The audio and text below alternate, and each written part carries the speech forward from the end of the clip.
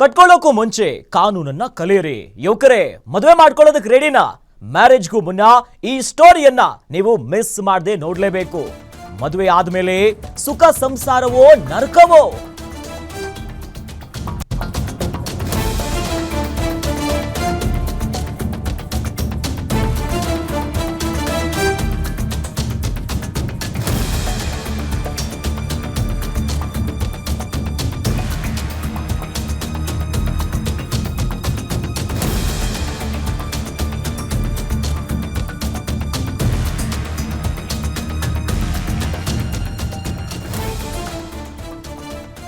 ಯುವಕರೇ, ಮದುವೆ ಆಗೋದಕ್ಕೆ ನೀವು ರೆಡಿ ಆಗಿದ್ದೀರಾ?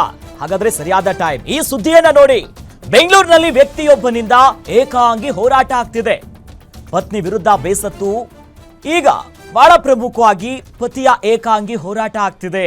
ಪತ್ನಿ ಹಾಕಿರುವಂತ ಕೇಸ್ಗೆ ಬೇಸತ್ತು ಹೋಗಿ ಬೀದಿಗಿಳಿದು ಪತಿ ಈಗ ಹೋರಾಟವನ್ನ ಮಾಡ್ತಿದ್ದಾನೆ. ಮದುವೆಗೂ ಮುನ್ನ ಕಾನೂನನ್ನ ಕಲಿಯಿರಿ ಅನ್ನೋದಾಗಿ ಪೋಸ್ಟರ್ ಅನ್ನ ಹಿಡಿದು ಪ್ರೊಟೆಸ್ಟ್ ಮಾಡ್ತಿದ್ದಾನೆ. ಲರ್ನ್ ಲಾ ಬಿಫೋರ್ ಮ್ಯಾರೇಜ್ ಅಂತ ಬೋರ್ಡ್ ಅನ್ನ ಹಿಡ್ಕೊಂಡು ಬೆಂಗಳೂರಿನ ಮಂತ್ರಿ ಮಾಲ್ ಮುಂದೆ ಬೋರ್ಡ್ ಅನ್ನ ಹಿಡ್ಕೊಂಡು ಆತ ಏಕಾಂಗಿಯಾಗಿ ಹೋರಾಟ ಮಾಡ್ತಿರುವಂತಹ ದೃಶ್ಯ ಕಂಡು ಬಂದಿದೆ.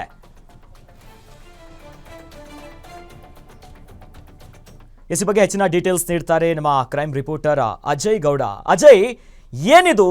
ಒಂದು ಕಡೆ ಮದುವೆ ಆಗೋದಕ್ಕೆ ಹೆಣ್ಣು ಸಿಗಲ್ಲ ಅಂತ DC ಒಬ್ಬೊಬ್ರು ಹೋಗ್ಬಿಟ್ಟು ಲೆಟರ್ ಕೊಡೋದು ನೋಡಿದ್ದೀವಿ. ಆದ್ರೆ ಮದುವೆ ಆದ್ಮೇಲೆ ಯಾಕೆ ಈ ರೀತಿಯಾದಂತ ಬೋರ್ಡ್ ಹಿಡ್ಕೊಂಡಿದ್ದಾರೆ? ಏನವ್ರ ಸಂಸಾರದ ಕತೆ ಏನು ಅಂತ?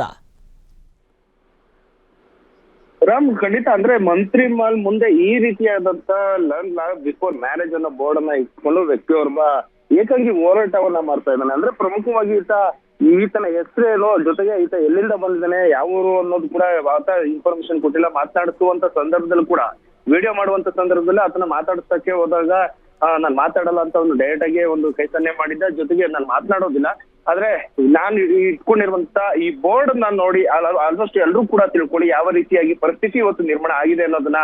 ಎಲ್ಲ ಒಂದ್ ಕಡೆ ಏಕಾಂಗಿಯಾಗಿ ಹೋರಾಟವನ್ನ ಆತ ಮಾಡ್ತಿರೋದು ಕೂಡ ಸ್ಪಷ್ಟವಾಗಿ ಗೊತ್ತಾಗಿದೆ. ಅಂದ್ರೆ ಮದುವೆ ಯಾರು ಆಗಿಲ್ವೋ ಅವರು ಮದುವೆ ಆಗಿಂತ ಮುಂಚಿತವಾಗಿ ಕೆಲವೊಂದಷ್ಟು ಕಾನೂನು ಸಲಹೆಗಳನ್ನ ತಿಳ್ಕೊಳ್ಳಿ.